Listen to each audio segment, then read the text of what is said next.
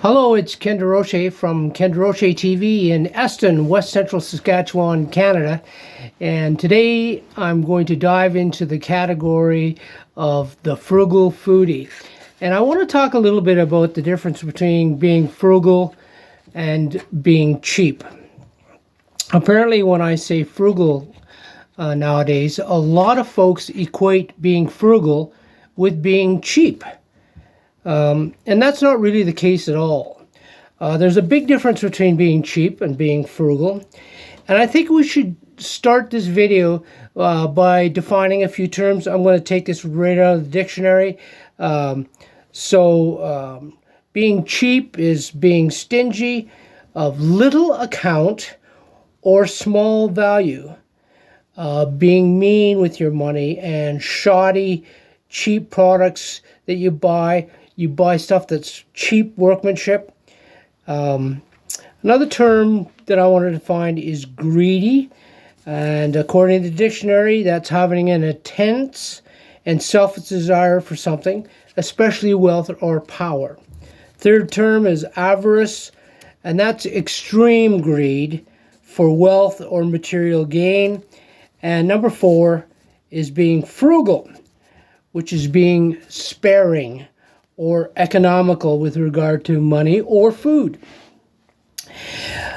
Actually, being frugal can be defined as living with a spirit of joy and abundance.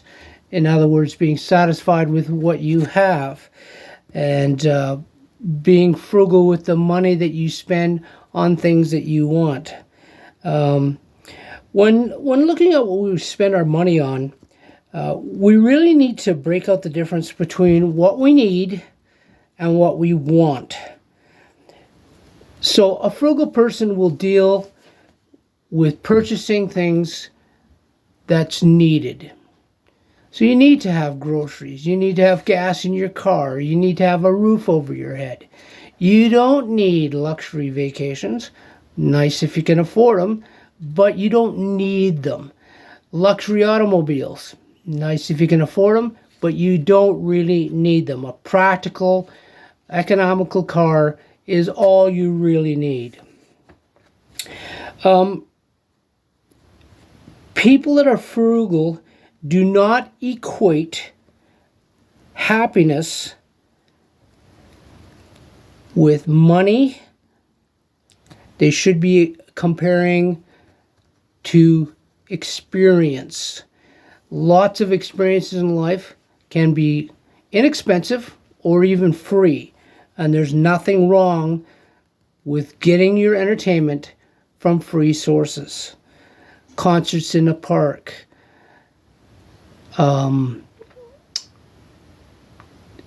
Children's theater at school. Little theater in your town might be a great way to get some relatively inexpensive entertainment. There are a lot of things that you can do that'll bring you great joy without spending any money.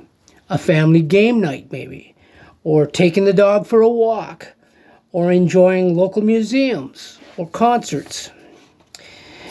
Being frugal means that you're being economical in use or expenditure of your money and prudently saving or sparing unnecessary expense.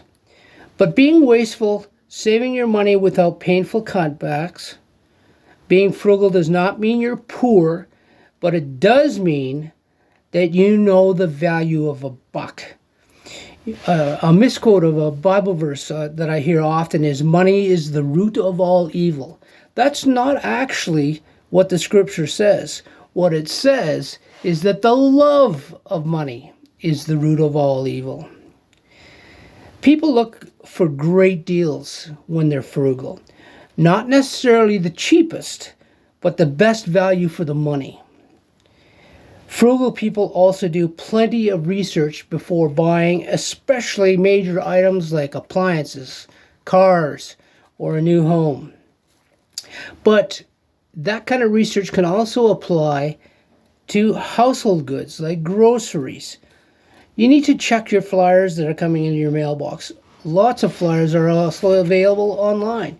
Just pick up your phone and check out what the latest sales are at stores that you normally shop at. You need to comparison shop. You need to make lists, and when you make the lists, stick to them. Buy in bulk. Buy items at the end of the season. For example, if I needed a new barbecue this year, I'd be buying one now, in November.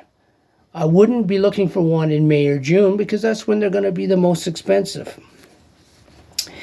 You will find that if you buy quality, what you have will go further and last longer.